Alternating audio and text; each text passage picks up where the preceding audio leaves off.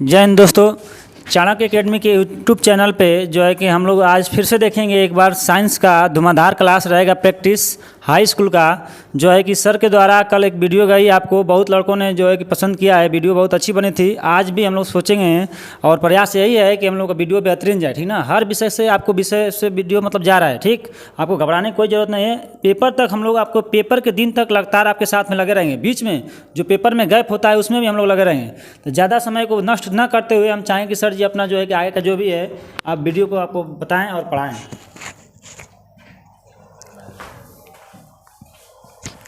जैसा कि सर जी आप लोगों को बताए हैं, ठीक है। कल के वीडियो में हमने बताया था प्रकाश चैप्टर, ठीक है। प्रकाश में प्रकाश का परावर्तन और अपवर्तन और लेंस भी था, ठीक है। आज भी उन्हीं तीनों चैप्टर से हम आज बहुविकल्पीय प्रश्नों को आगे बढ़ाएंगे, ठीक है। तो पहला क्वेश्चन है आपका, क्रांति कोण का मान, ठीक है। क्रांति कोण का मान अधिकतम होता है किस रंग के लिए अधिकतम होता है, बताइए। आप लोगों के ऑप्शन है बैगनी रंग के लिए और लाल रंग के लिए, नीले रंग के लिए और पीले रंग के लिए। तो बताइए इसमें से कौन सा आप लोग का सही होगा। देखिए, जो ज़्यादा मतलब अपवर्तित होता है उसका अपवर्तनांक उतना ही अधिक होता है और क्रांति कोण से क्या होता है, विपरीत होता है। हम इसमें देखें तो बैगनी रंग के लिए और लाल रंग के लिए, तो लाल रंग के लिए क्रांति कोण सबसे अधिक होता है और बैगनी के लिए सबसे कम होता है, ठीक है। सबसे कम और लाल रंग के लिए सबसे अधिक होता है, ठीक है, सबसे अधिक। अब देखिए नेक्स्ट क्वेश्चन, यानी कि हमारा ऑप्शन नंबर क्या होगा, बी सही होगा, ठीक है। श्वेत प्रकाश के स्पेक्ट्रम में बैगनी से लाल रंग की ओर जाने पर घटती जाती है, क्या घटती जाती है। ऑप्शन दिया है आप लोगों का, निर्वात में प्रकाश की चाल और प्रकाश की आवृत्ति, प्रकाश की तरंगदैर्ध्य, तीनों में से कोई नहीं। बताइए क्या होगा ऑप्शन। देखिए, प्रकाश जो निर्वात में चलती है तो इसमें कोई परिवर्तन नहीं होता है, ठीक है। प्रकाश की चाल निर्वात में होती है 3 × 10⁸ मीटर प्रति सेकेंड, ठीक है, मीटर प्रति सेकेंड।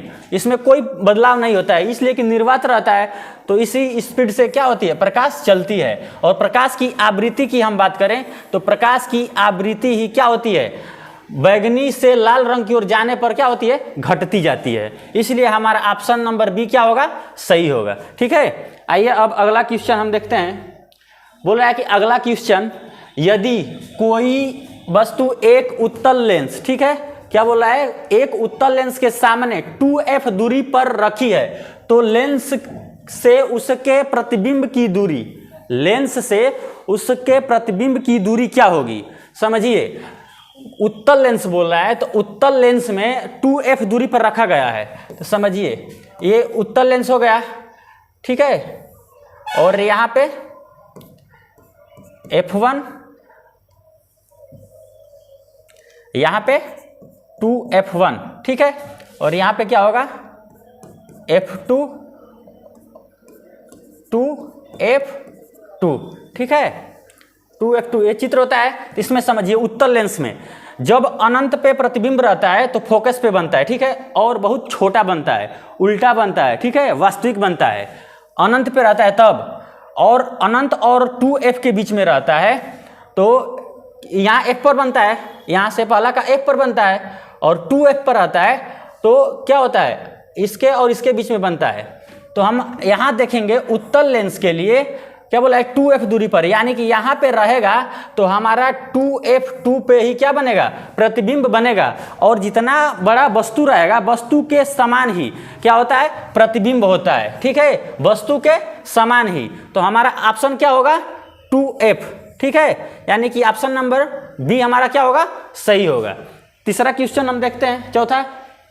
तीसरा तो हो गया, एक उत्तल लेंस बोल रहा है, एक उत्तल लेंस की क्षमता 2 डायोप्टर है, इसकी फोकस दूरी होगी। बोल रहा है कि इसकी फोकस दूरी कितनी होगी, बताइए। ऑप्शन दिया है 20 सेंटीमीटर, 50 सेंटीमीटर, 40 सेंटीमीटर और 100 सेंटीमीटर। बोलिए कौन सा ऑप्शन इसमें सही होगा। तो हम बताएं कि लेंस की क्षमता, लेंस की क्षमता इसको हम d से डिनोट करते हैं। d बराबर होता है 1/f, और यह जो f फोकस दूरी होती है मीटर में होती है, ठीक है। 1/f क्या होता है? मीटर में। तो 2 डायोप्टर दिया है, यानी कि d का मान कितना दिया है? 2, ठीक है, 2 दिया है। तो 2 बराबर 1/f हम रखेंगे, यहाँ से हम f बराबर निकालेंगे, तो f बराबर क्या हो जाएगा? 1/2, यानी कि f बराबर हम मान निकालें तो 0.5, वो भी क्या होगा? प्लस में, ठीक है, यानी कि 0.5, यानी कि देखिए ये तो हमारा ये मीटर में होगा f का, ठीक है। और इस मीटर को हम अगर बदल दें सेमी में तो क्या करेंगे? 100 से हम इसमें भाग देंगे, ठीक है, नहीं 100 से गुणा करेंगे, यानी कि 0.5 में हम 100 से गुणा करेंगे तो ये सेमी में बदल जाएगा, सेमी में, ठीक है। तो 100 से गुणा करेंगे तो कितना आ जाएगा? 50 सेमी, इसलिए कि ऑप्शन आपको दिया है सेमी में, इसलिए हमको सेमी में बदलना होगा। तो हमारा ऑप्शन नंबर बी क्या होगा? सही होगा। और देखिए इसका 1/f जो होता है, यहाँ पे समझ लीजिए, हम अगर इस मीटर को हम सेमी में यहाँ डायरेक्ट बदल दें तो यहाँ पे 100 बटे में क्या होता है? f, ठीक है, 100 बटे में f होता है। f जहाँ क्या होता है? सेमी में, क्या होता है? सेमी में। तो इतना ना करके डायरेक्ट हम 100 में इससे 2 से भाग दे दिए होते, देखिए दिखा दे रहे हैं यहीं पे, हम 100 में 50 से भाग देंगे, 2 से 2 दिए ना 2 डायोप्टर, तो क्या हो जाएगा? f बराबर हमारा आ जाएगा 50 सेमी, ठीक है। इस तरह से भी हम कर सकते हैं, दोनों तरह से हमारा क्या आया? 50 सेंटीमीटर, ठीक है। हम यहाँ डायरेक्ट पहले मीटर में ही कर दिए हैं तो 0.5 आया है, और हम सेमी में करेंगे तो क्या आ जाएगा? 50 सेंटीमीटर, ठीक है। इसलिए ऑप्शन नंबर हमारा क्या होगा? बी सही होगा। आइए अब अगला क्वेश्चन देखते हैं। अगला क्वेश्चन है आपका, किसी उत्तल लेंस की फोकस दूरी, देखिए ये बोल रहा है उत्तल लेंस की फोकस दूरी 2 मीटर है। कितना मीटर है? 2 मीटर है। लेंस की क्षमता होगी, फिर वही क्वेश्चन पूछा है, ठीक। तो लेंस की क्षमता बराबर क्या होता है? लेंस की क्षमता बराबर की क्षमता, ठीक है, क्षमता, इसको किससे प्रदर्शित करते हैं? d से डिनोट करते हैं, ठीक है, 1/f, ठीक, 1/f तो ये मीटर में होता है, और ऑप्शन में क्या दिया है? ऐसे दिया है, तो हम क्या करेंगे? ऐसे ही डायरेक्ट निकालेंगे, ये मीटर में होता है, ठीक। हम ऑप्शन को देख करके यहाँ पे सेमी में और मीटर में बदल देते हैं। वो 2 दिया है, क्या? फोकस दूरी, तो 1/2, इसको हम भाग देंगे तो कितना आएगा? 0.5, ठीक है, 0.5 डायोप्टर क्षमता है ना, तो 0.5, वो भी प्लस में, तो कितना होगा? हमारा ऑप्शन नंबर ए क्या होगा? सही होगा, ठीक है। आइए अगला क्वेश्चन देखते हैं।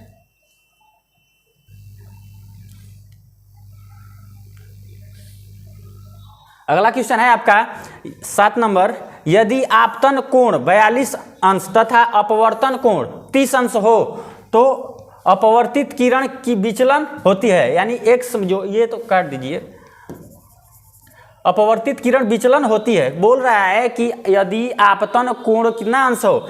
42 अंश हो, और अपवर्तन कोण कितना अंश हो? 30 अंश हो, तो बताइए कि अपवर्तित किरण विचलित होती है, कितने अंश विचलित होती है, ठीक है। बताइए, बहुत मस्त, ये शानदार और जबरदस्त क्वेश्चन है, थोड़ा सा दिमाग लगाना पड़ेगा इसमें। बताइए कौन सा होगा? कमेंट बॉक्स में बताइए कितना है आप लोगों का आंसर, कौन सा होगा आप लोगों का? बताइए। 72 अंश, 12 अंश, 1.4 अंश, और साइन 42 अंश बटे में साइन 30 अंश, कौन सा आ रहा है इसमें से? देखिए इस क्वेश्चन को करने से पहले हम थोड़ा एक चित्र बना रहे हैं। देखिए, मान लीजिए कि ये क्या है? डिवाइडर है, ठीक ठीक, डिवाइडर। हम इस पे क्या कर रहे हैं? अभिलंब खींच दे रहे हैं, ठीक है। इस क्वेश्चन को, बहुत आसान क्वेश्चन है, ठीक है। हम इसको क्या किए? ये मान लीजिए कि अभिलंब है, अभिलंब, ठीक, और इसको हम दे दे रहे हैं बी नाम, ठीक। और हमारा ये प्रकाश आ रही है, और ये माध्यम मान लीजिए वायु है, ठीक है, वायु, यानी कि विरल माध्यम, विरल माध्यम, ठीक है। और ये कांच मान लीजिए, कांच, यानी कि सघन माध्यम, सघन माध्यम, ठीक है। अब देखिए, जब प्रकाश विरल से सघन में जाती है, आप लोग पढ़े होंगे अपवर्तन में, जब प्रकाश विरल माध्यम से सघन माध्यम में जाती है तो अभिलंब के तरफ क्या होती है, झुक जाती है। ठीक है। जब मान लीजिए ये ए से बी तक आई, इसको हम बोलते हैं आपतित किरण, आपतित किरण। ठीक है, इसको आपतित किरण। और यह हम अगर ऐसे हम भेजें तो इसको जाना चाहिए सीधा इस प्रकार से। ठीक है, लेकिन नियम क्या है कि जब विरल से सघन में प्रकाश जाती है तो क्या होती है, अभिलंब के तरफ झुक जाती है। और ये आपतित कोण कितना दिया है, देखिए आपतन कोण जो दिया है ये 42 अंश दिया है। कितने अंश है, 42 अंश। आपतन कोण को आई से डिनोट करते हैं। ठीक है। और जब ये आया है तो यहाँ से ये अभिलंब के तरफ क्या हो गया है, झुक गया है, यानी कि किरण हमारा इस तरह से आ गया है। ठीक है, किरण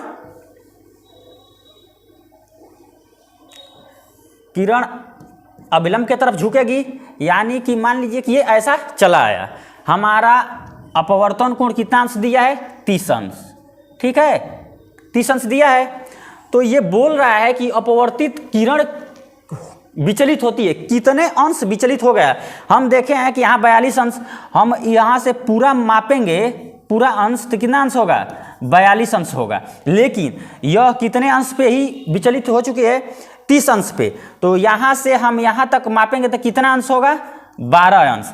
यानी कि हम देखें तो यह अपने पथ से 12 अंश कितना हो गई है, विचलित हो गई है, यानी कि रास्ता बदल करके चली गई है। तो हमारा आंसर कितना होगा, 12 अंश। ठीक है, कितना होगा, 12 अंश। तो 12 अंश यानी कि ऑप्शन नंबर, देखिए ये ए होगा और ये बी होगा, यानी कि ऑप्शन नंबर बी हमारा क्या होगा, सही होगा। इसको आप थोड़ा देख लीजिएगा, अपवर्तित किरण किस तरह से विचलित हुई है। ये जानते हैं कि सघन से विरल से आती है तो सघन में क्या होता है, अभिलंब के तरफ झुक जाती है, यानी कि हमारा अपवर्तन कोण कितना है, 30 अंश दिया है। अपवर्तन कोण 30 अंश हो गया है और आपतन कोण कितना था, पहले 42 अंश था। तो यहाँ से हमारा विचलित कितना हुआ है, 12 अंश। इसलिए ऑप्शन नंबर हमारा क्या होगा, बी सही होगा। ठीक है, अगला क्वेश्चन देखते हैं। कांच का अपवर्तनांक अधिकतम होता है, बोल रहा है कि कांच का अपवर्तनांक अधिकतम होता है। ठीक है, किस रंग के लिए होता है, बोल रहा है कि हरे रंग के लिए, बैगनी रंग के लिए, लाल रंग के लिए, पीले रंग के लिए। बताइए कितने अंश, किस रंग के लिए अधिकतम होगा कांच का अपवर्तनांक, बताइए कौन सा ऑप्शन सही होगा। देखिए हम अगर हरे रंग की बात करें तो विबग्योर क्या होता है, VI, नहीं मिस्टेक हो गया, रुक जाओ, VIBGYOR विबग्योर होता है ना।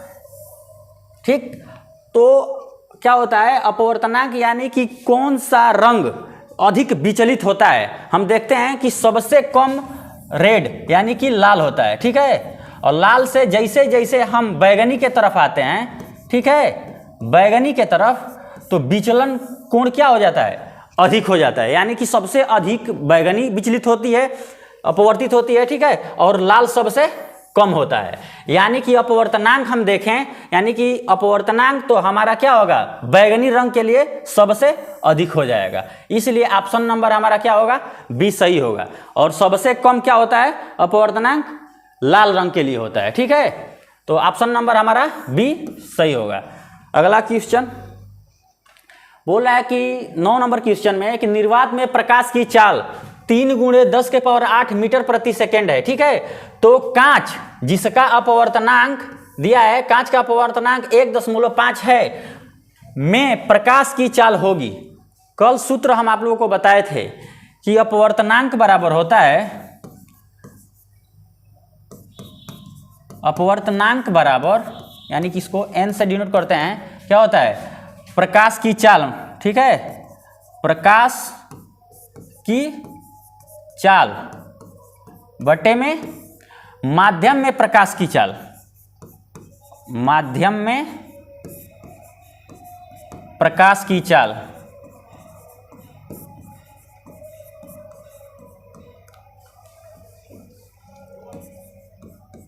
प्रकाश की चाल, तो अपवर्तनांक कितना दिया है, वो भी अपवर्तनांक किसका है, कांच का है, ठीक है। तो कांच का अपवर्तनांक 1.5 दिया है, ठीक। और प्रकाश की चाल, तो प्रकाश की चाल दिया ही है, कितना होता है 3 × 10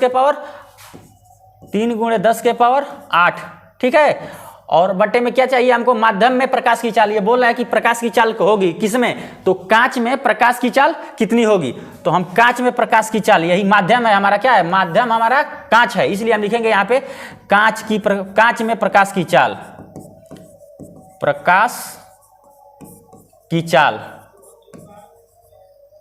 ठीक है, कांच में प्रकाश की चाल।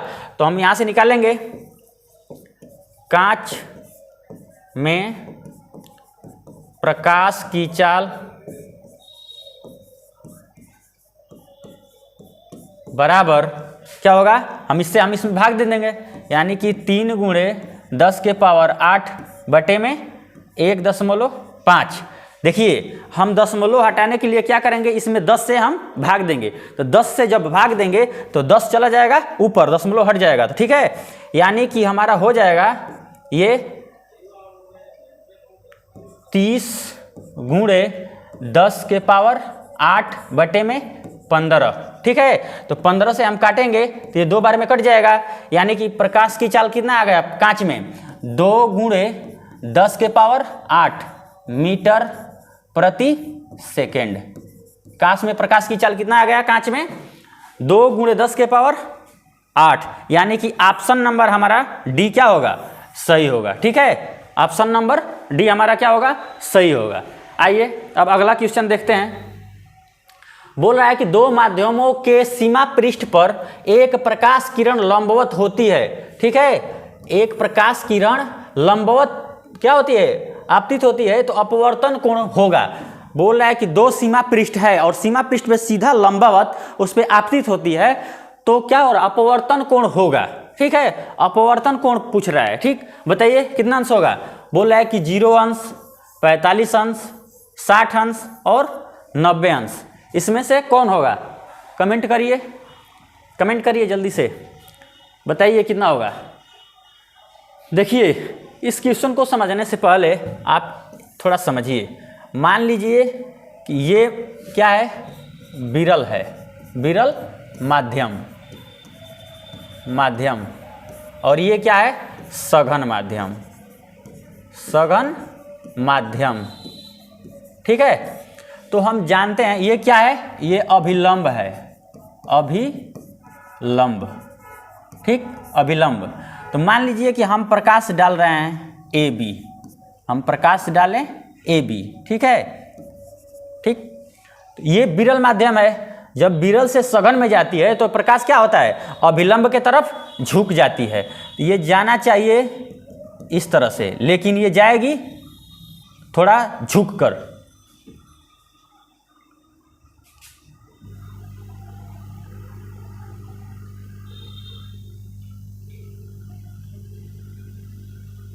देखिए क्या हो गया, हम भी पहले बार आए हैं डिजिटल बोर्ड पे।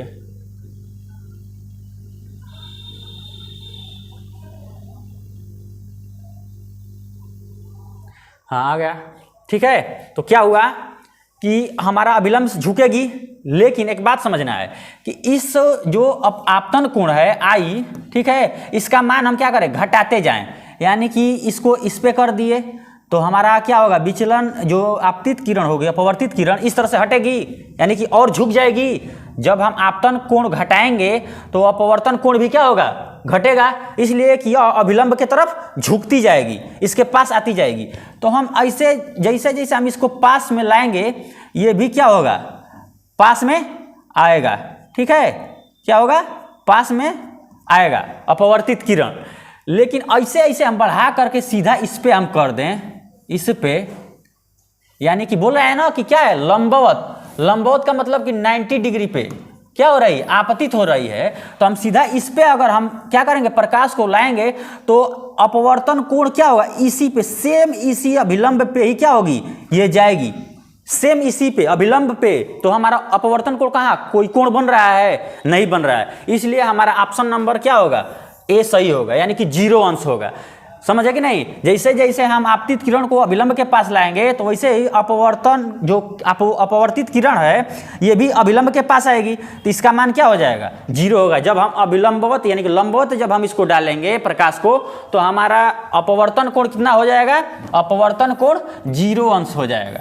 इसलिए ऑप्शन नंबर हमारा क्या होगा? ए सही होगा। ठीक है, अब आइए अगला क्वेश्चन बोल रहा है यदि वायु के सापेक्ष कांच का अपवर्तनांक कितना है? 1.5 है।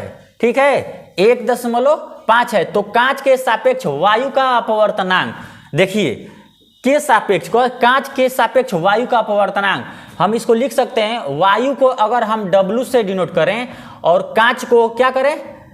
G से। ठीक है, तो इसको लिख सकते हैं WNG, यानी कि वायु के सापेक्ष कांच का अपवर्तनांक। ठीक है, अब देखिए जब WNG यानी कि वायु के सापेक्ष कांच का अपवर्तनांक हम लिख सकते हैं, तो इसको हम लिख सकते हैं GNW। यह दोनों आपस में क्या है? बराबर है। जब हम इसका 1/, करेंगे यानी कि बट्टे में लिखेंगे तो ये क्या हो जाएगा? उल्टा हो जाएगा इसका। ये दोनों आपस में बराबर है। और वही इसमें क्या कर रहा है? पूछ रहा है, इसमें पूछ रहा है कि कांच के सापेक्ष वायु का यानी कि GNW का मान बताइए। क्या कह रहा है कि कांच के सापेक्ष वायु का अपवर्तनांक बताइए। तो हम लिख सकते हैं क्या? WNG बराबर 1.5 दिया है ना। अब पूछ रहा है क्या? इसका मान, यानी कि 1/, हम इसको लिख सकते हैं 1/GNW। तो हम इसको भी क्या कर सकते हैं? बटे में लिख सकते हैं। यही ना मान ज्ञात करना है, यही निकालना है। तो हम GNW बराबर निकालें तो कितना हो जाएगा? यानी कि हम इसका दशमलव हटाएंगे तो 10/15 हो जाएगा। ठीक है, क्या हो जाएगा? 10/15। ठीक, तो हम अगर निकालें यहाँ से GNW बराबर, तो 10 में हम अगर 15 से भाग देंगे तो कितना आएगा? 0.666 ऐसे डट डट आएगा। यानी कि हमारा GNW यानी कांच के सापेक्ष वायु का अपवर्तनांक निकाले तो हमारा आ जाएगा 0.67। ठीक है, यानी कि हमारा यही क्या होगा? आंसर होगा। ठीक, यानी कि हमारा ऑप्शन नंबर देखिए क्या होगा? डी क्या होगा? सही होगा। ठीक है, डायरेक्ट बस इसमें उल्टा कर देंगे, यानी कि हमारा 1.5 का जब हम उल्टा करके भाग देंगे तो 1 क्या हो जाएगा? 10/15। यानी कि हम इसमें क्या करेंगे? भाग देंगे तो हमारा आ जाएगा 0.67। ठीक है, इसलिए ऑप्शन नंबर हमारा क्या होगा? डी सही होगा। ठीक है, अब अगला क्वेश्चन देखते हैं। बोल रहा है यदि वायु के सापेक्ष कांच का अपवर्तनांक, सेम वही सवाल है, थोड़ा सा चेंज कर दिया है। बोल रहा है कि वायु के सापेक्ष कांच का अपवर्तनांक यानी कि WN क्या है? कांच यानी कि G। ठीक है, का अपवर्तनांक कितना है? 3/2 है।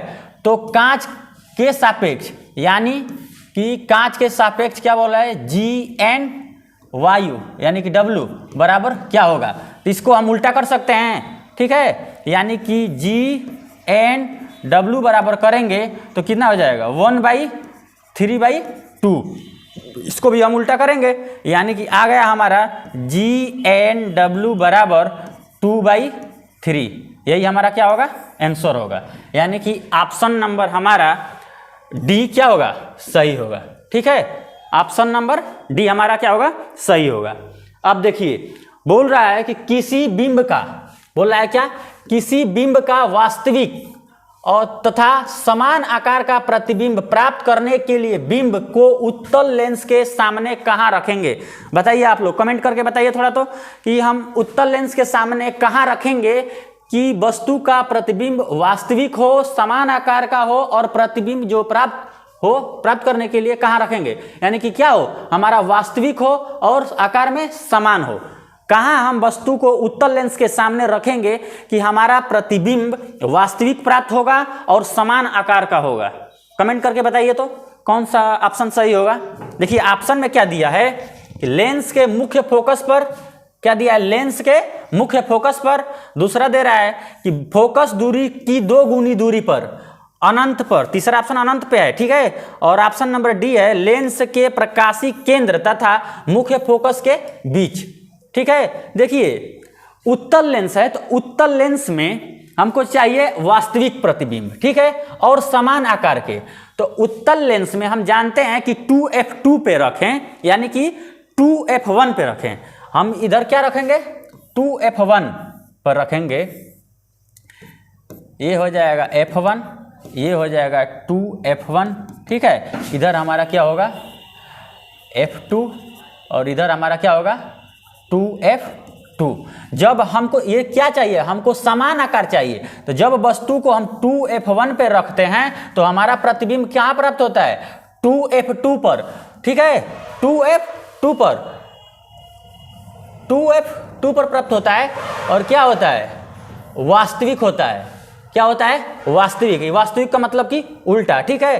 तो हमारा क्या होगा 2f2 दूरी पर, ठीक है, यानी फोकस दूरी की 2 गुनी दूरी पे हम रखेंगे तो क्या होगा हमारा क्या होगा समान आकार और वास्तविक प्राप्त हो जाएगा, ठीक है। इसलिए ऑप्शन नंबर हमारा क्या होगा बी सही होगा। फोकस दूरी की 2 गुनी दूरी पर, फोकस दूरी की 2 गुनी दूरी पर यहाँ पर हम रखेंगे तो हमारा क्या प्रतिबिंब प्राप्त होगा, वास्तविक और समान आकार का प्राप्त होगा, ठीक है। आइए अगला क्वेश्चन देखते हैं। अगला क्वेश्चन है किसी वस्तु तथा उसके प्रतिबिंब की, किसी वस्तु तथा उसके प्रतिबिंब की लेंस के प्रकाशिक केंद्र से, ठीक है, लेंस के प्रकाशिक केंद्र से दूरी क्रमशः 10 सेंटीमीटर और 30 सेंटीमीटर है, तो वस्तु के प्रतिबिंब तथा वस्तु की लंबाई का अनुपात होगा। बताइए, बहुत अच्छा सवाल है, बहुत कम इस प्रकार का क्वेश्चन पूछता है, लेकिन पूछा है, ये आप लोगों का पूछा हुआ क्वेश्चन है। प्रीवियस ईयर सभी जो जितना हम क्वेश्चन बता रहे हैं ना, सभी प्रीवियस ईयर है, ठीक है, प्रीवियस ईयर में पूछा गया सवाल है, ठीक। और ध्यान दीजिए, जितना हम क्वेश्चन बताए हैं, अगर आप पेपर देंगे तो इससे हटकर एक भी क्वेश्चन नहीं पूछ सकता है, इसलिए कि हम पूरा तीनों चैप्टर का निचोड़ हम बता रहे हैं कि आप देखिएगा, उस दिन हम एनालिसिस करेंगे ही शाम को, जितना भी पूछा होगा सब हम इसी दोनों वीडियो से क्या करेंगे, मैच कराएंगे आप लोगों को, ठीक है। इससे बाहर नहीं होगा, एक भी क्वेश्चन बाहर ऑब्जेक्टिव नहीं आ सकता है, ठीक है। बताइए इसका ऑप्शन क्या होगा, 10 सेंटीमीटर और 30 सेंटीमीटर है तो वस्तु की प्रतिबिंब, ठीक है, तथा वस्तु की लंबाई का अनुपात। देखिए ऑप्शन कितना दिया है, एक से कम, एक से अधिक और अनंत, ठीक है। ऑप्शन के अनुसार सवाल को हल किया जाता है। हम जानते हैं कि रेखीय आवर्धन, रेखीय आवर्धन, रेखीय आवर्धन को m से हम प्रदर्शित करते हैं। m बराबर होता है बस प्रतिबिंब की लंबाई, ठीक है, प्रतिबिंब की लंबाई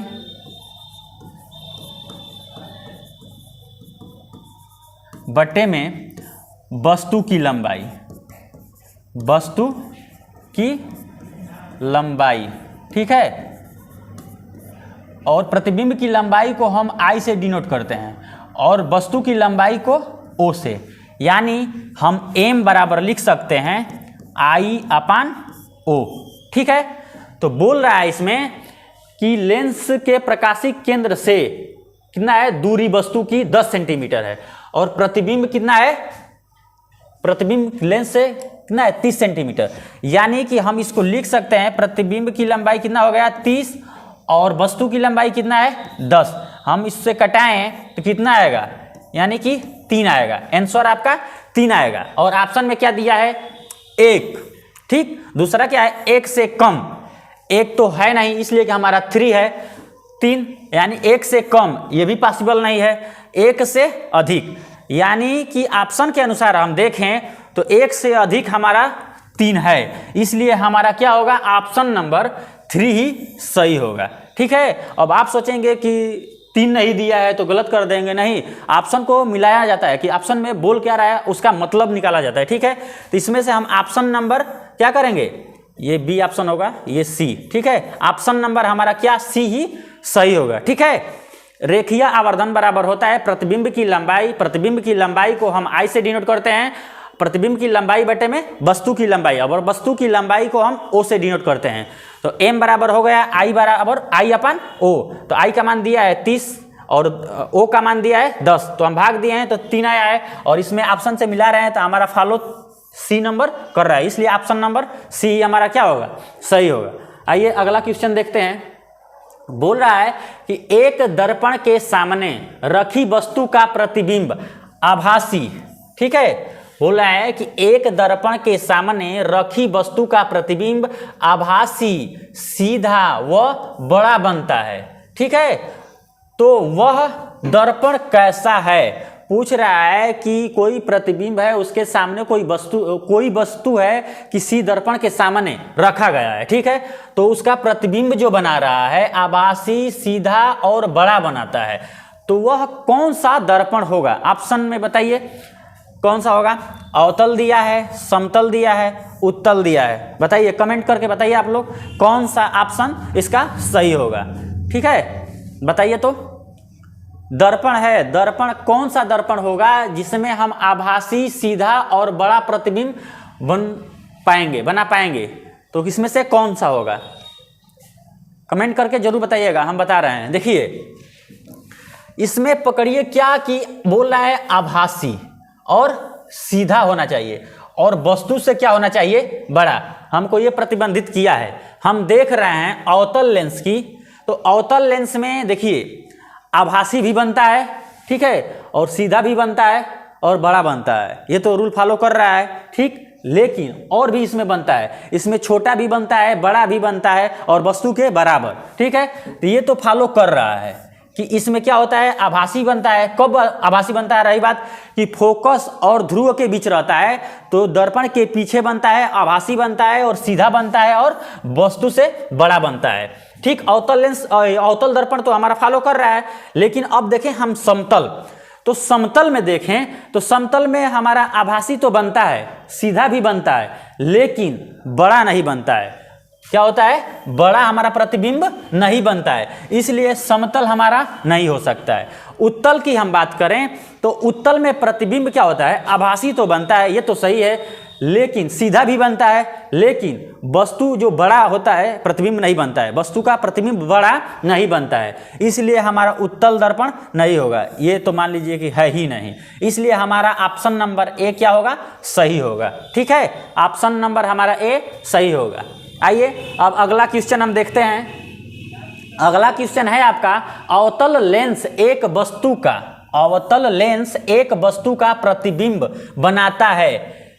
बोल रहा है कि अवतल लेंस जो है किस प्रकार का प्रतिबिंब बनाता है, और इसमें ऑप्शन दिया है कि सीधा बनाता है, वास्तविक बनाता है, बड़ा बनाता है। दूसरा ऑप्शन दिया है कि उल्टा बनाता है, वास्तविक बनाता है और छोटा बनाता है। तीसरा ऑप्शन दिया है आपका सीधा बनाता है, आभासी बनाता है और छोटा।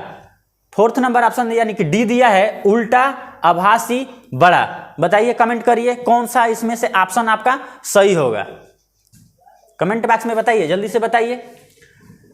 देखिए हम बता रहे हैं कि लेंस जो है कौन सा लेंस है, अवतल लेंस है, और अवतल लेंस में प्रतिबिंब जो होता है आभासी बनता है, ठीक है, आभासी, ठीक, उसके बाद से सीधा बनता है, सीधा, लेकिन छोटा बनता है। कितना होता है, छोटा, वस्तु से छोटा होता है। अगर यह रूल जिसमें फॉलो करेगा समझ लीजिए कि वह अवतल लेंस का ही होगा। मिलाइए, सीधा इसमें वास्तविक दे दिया है जबकि आभासी बनता है, इसलिए ऑप्शन हमारा ए नहीं होगा। उल्टा, वास्तविक, ये भी हमारा नहीं होगा। छोटा तो होता है लेकिन वास्तविक और उल्टा नहीं होता है। तीसरा दे रहा है कि सीधा, यानी कि ऑप्शन ये मिल रहा है, और आभासी यानी कि आभासी और छोटा, यानी कि ऑप्शन नंबर हमारा ये बी होगा और ये सी होगा, ठीक है, यानी कि ऑप्शन नंबर हमारा क्या होगा, सी सही होगा, ठीक है। आइए अब अगला क्वेश्चन देखते हैं। अगला क्वेश्चन है आपका एक लेंस की फोकस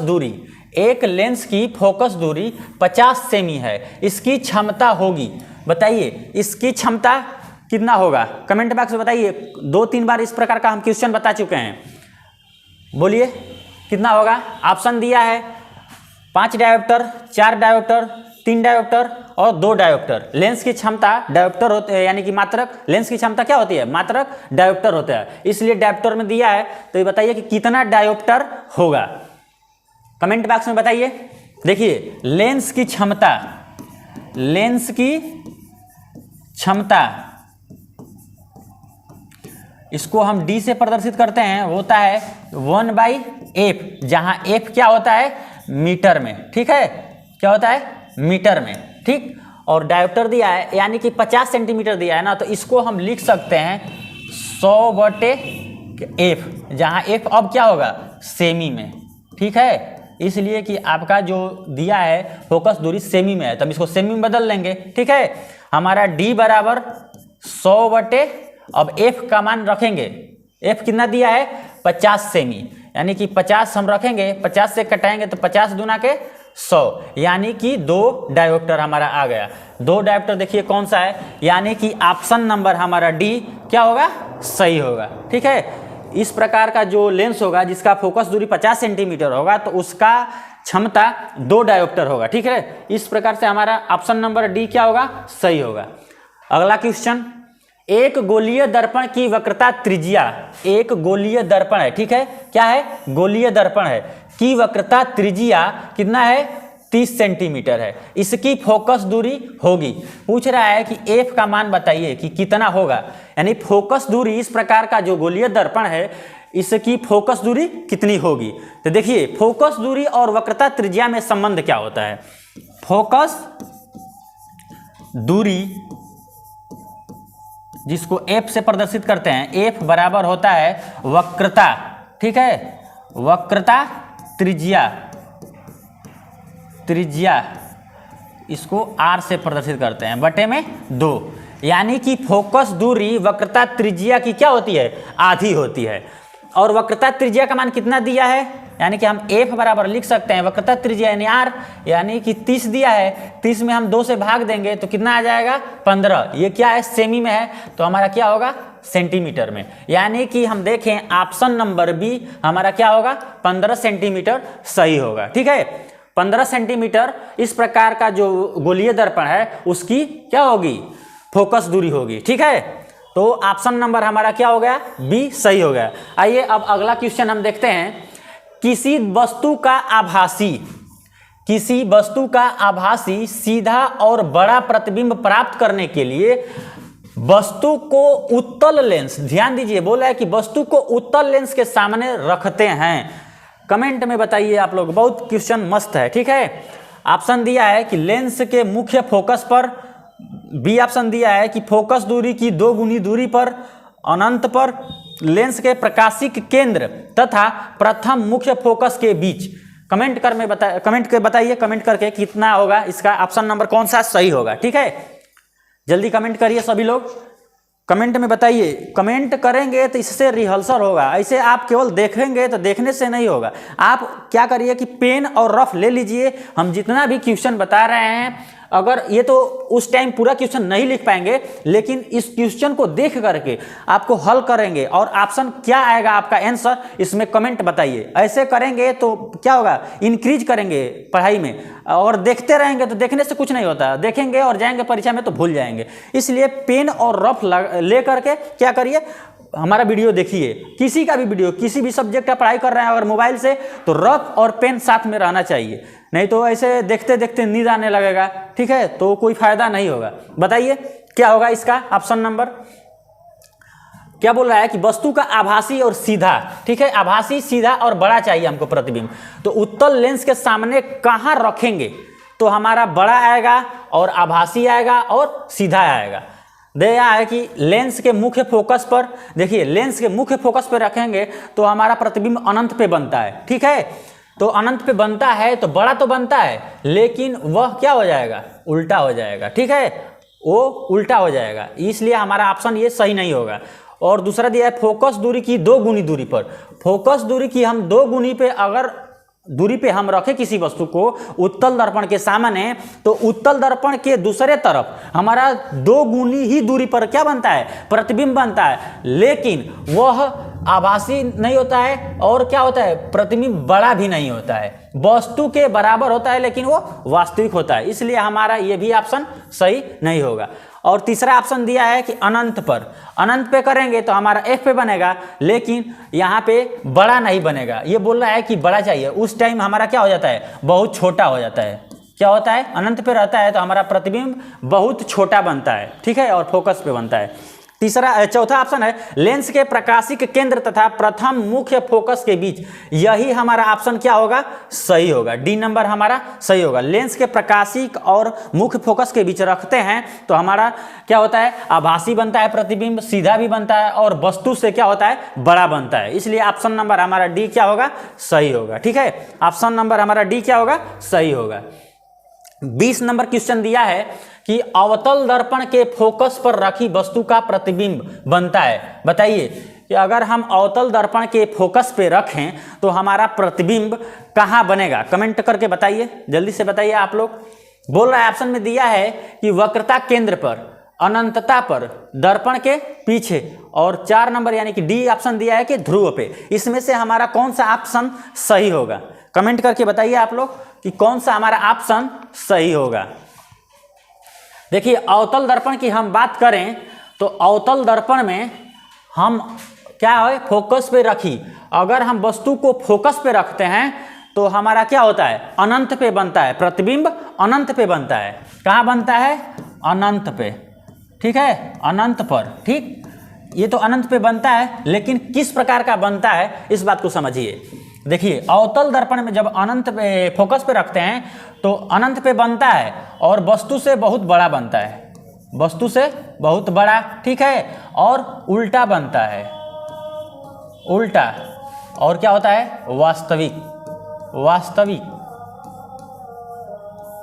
इसलिए हमारा क्या होगा, अनंत पर ऑप्शन नंबर बी हमारा क्या होगा, सही होगा, ठीक है। ऑप्शन नंबर बी हमारा क्या होगा, सही होगा। आइए अब अगला क्वेश्चन देखते हैं। अगला क्वेश्चन है आपका, निम्न में दिए गए माध्यमों में प्रकाश की चाल न्यूनतम होती है। बोल रहा है कि इसमें से बताइए कि किसमें प्रकाश की चाल न्यूनतम होगी। तो देखिए इसमें हम देखेंगे कि सघन माध्यम में प्रकाश की चाल थोड़ा धीरे हो जाती है और विरल माध्यम में क्या होता है, प्रकाश की चाल बढ़ जाती है। इसीलिए निर्वात में प्रकाश की चाल, निर्वात, ठीक है, निर्वात में प्रकाश की चाल, प्रकाश की चाल बराबर होता है 3 × 10⁸ मीटर प्रति सेकेंड, ठीक है, मीटर प्रति सेकेंड। यानी कि हम सघन में क्या हो जाता है, प्रकाश धीरे हो जाती है, लेकिन और विरल माध्यम पड़े तो विरल माध्यम में प्रकाश की चाल अधिक हो जाती है। तो ये बोल रहा है कि न्यूनतम यानी कि कम, प्रकाश की चाल किस में क्या होगी, कम होगी। तो हम देखें यहाँ से कि हीरा में ऑप्शन दिया है बी, जल में, तीसरा ऑप्शन दिया है कांच में, केरोसिन में। हम क्या बोले हैं कि जब सघन होता जाएगा तो सघन में प्रकाश की चाल कम होता जाएगा। तो इसमें सभी से सघन कौन सा है, हीरा है। हीरा क्या है, कठोर होता है, तो यह बहुत सघन है, इसलिए इसमें सबसे क्या होगी, प्रकाश की चाल कम होगी। इसलिए ऑप्शन नंबर हमारा ए क्या होगा, सही होगा, ठीक है। हीरा में आंसर होगा आपका, हीरा में हो गया। अब अगला क्वेश्चन देखते हैं। बोल रहा है कि 10 सेंटीमीटर फोकस दूरी वाले उत्तल दर्पण, क्या है, उत्तल दर्पण, यानी कि फोकस दूरी इसका कितना है, एफ बराबर 10 सेंटीमीटर और उत्तल दर्पण है, इसलिए हमारा फोकस दूरी क्या होगा, धनात्मक होगा, के सामने 20 सेंटीमीटर की दूरी पर स्थित वस्तु का प्रतिबिंब बनता है, ठीक है। कितना दूरी पर रखा है, दर्पण के सामने 20 सेंटीमीटर, यानी कि U बराबर हमारा क्या होगा, कितना होगा, 20 सेंटीमीटर, ठीक है, U बराबर 20 सेंटीमीटर दूरी पर स्थित वस्तु का प्रतिबिंब, ठीक है, यानी कि V बराबर पूछ रहा है। देखिए दर्पण के लिए हमारा ये सूत्र होता है 1/f बराबर 1/v प्लस 1/u, हमारा ये सूत्र होता है। और देख रहे हैं कि ये f का मान दिया है और u का मान दिया है और v का मान पूछ रहा है, तो हम इसमें रखेंगे f का मान कितना दिया है 1/10, 10 हो गया, और v का मान पूछ रहा है तो 1/v प्लस 1/u, यानी कि u का मान कितना दिया है 20, ठीक है, 20, ठीक है। ध्यान रखिए ये माइनस में होगा, ये क्योंकि वस्तु की दूरी हमेशा क्या होती है, ऋणात्मक होती है, तो हमारा ये भी क्या होगा, माइनस में हो जाएगा। ठीक, तो हम क्या करेंगे 1/10 बराबर, यहाँ से हम v का मान निकालेंगे तो क्या होगा 1/v बराबर, ये जाएगा इधर यानी कि ये आएगा तो प्लस हो जाएगा 1/10 प्लस 1/20, यानी कि 1/v बराबर निकालें तो हम इसका एलसीएम निकालेंगे तो कितना हो जाएगा 20। ठीक है, इसका एलसीएम निकालेंगे तो कितना हो जाएगा 20, और 10 दूना के 20 प्लस 1 यानी कि 3/20, यानी कि अगर हम v बराबर निकालें तो 20/3, आपका यही हमारा क्या होगा आंसर होगा। इस पे कोई ऑप्शन मिल नहीं रहा है तो आप ई ऑप्शन जोड़ लीजिए, कितना हो जाएगा 20/3 सेंटीमीटर। ठीक है, यानी कि ऑप्शन नंबर ये आपका क्या होगा सही होगा। इसमें कोई मैच नहीं कर रहा है, इनमें से कोई नहीं, ओ सॉरी, देखिए इसमें से बोल रहा है कि इनमें से कोई नहीं, तो हम इसको क्या करेंगे सही कर देंगे, यानी कि ऑप्शन नंबर हमारा क्या होगा डी ही क्या होगा इसमें सही होगा। इसलिए कि इसका मान 20/3 आ रहा है, तो इसमें से कोई मैच नहीं कर रहा है, तो इनमें से कोई नहीं दिया है तो हम इसको क्या करेंगे मार देंगे, हमारा डी क्या होगा सही होगा। ठीक है, आइए अगला क्वेश्चन देखते हैं। प्रिज्म से श्वेत प्रकाश की किरण के गुजरने पर सबसे अधिक विचलन होता है।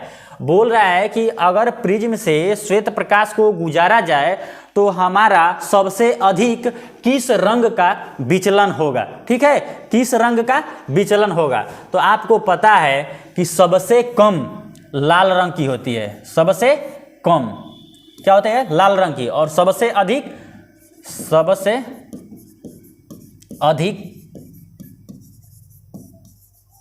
क्या होती है बैगनी की होती है। तो सबसे क्या बोला सबसे अधिक बोला है, इसलिए हमारा डी ऑप्शन बैगनी रंग क्या होगा सही होगा।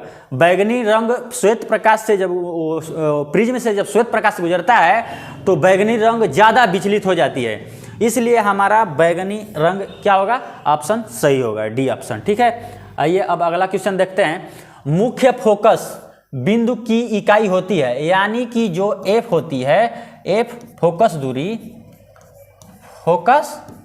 दूरी इसकी इकाई पूछ रहा है, यानी कि मात्रक।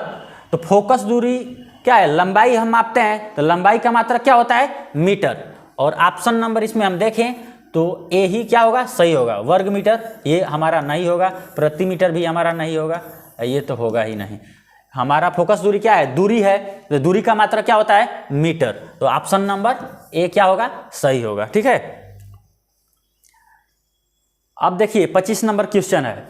एक पारदर्शी माध्यम क्या है, एक पारदर्शी माध्यम में प्रकाश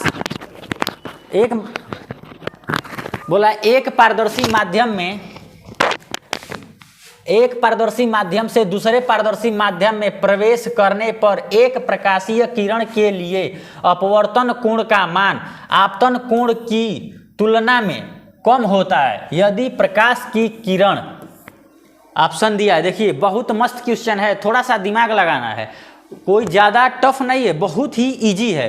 तो आप लोगों को ये क्वेश्चन आप लोगों के लिए हम बता रहे हैं कि आप लोगों को करके बताना है। कमेंट बॉक्स में बताइएगा कि इसमें ऑप्शन नंबर कौन सा सही होगा, ये हम नहीं बताएंगे। अगर नहीं बताएंगे तो हम कल के वीडियो में क्या करेंगे इसी को पहले हल करेंगे, सब हम ही करेंगे। आप लोग थोड़ा इसको करके बताइएगा, ये आप लोगों के लिए क्या कर रहे हैं छोड़ रहे हैं। इसको कमेंट बॉक्स में आप लोग इसका आंसर बताइएगा। ऑप्शन दिया है सघन माध्यम से विरल माध्यम में जा रही है, ठीक है। दूसरा ऑप्शन दिया है विरल माध्यम से सघन माध्यम में जा रही है, ठीक। तीसरा ऑप्शन दिया है सघन एवं विरल माध्यम की संयुक्त सतह की दिशा में जा रही हो।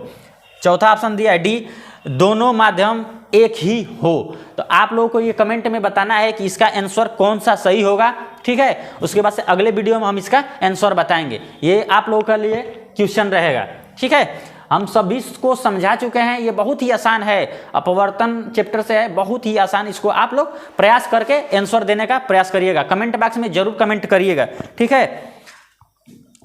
आशा करते हैं ये सभी क्वेश्चन आप लोगों को समझ में आया होगा। आप लोग कमेंट करके बताइएगा कि कौन सा नहीं आया है, कि कौन आया है नहीं आया है। आप लोग ज़रूर थोड़ा कमेंट करेंगे, उससे हमारा उत्साह बढ़ेगा। और अगले वीडियो हम कल अपलोड करेंगे, ठीक है। अगला वीडियो हमारा कल होगा, ठीक।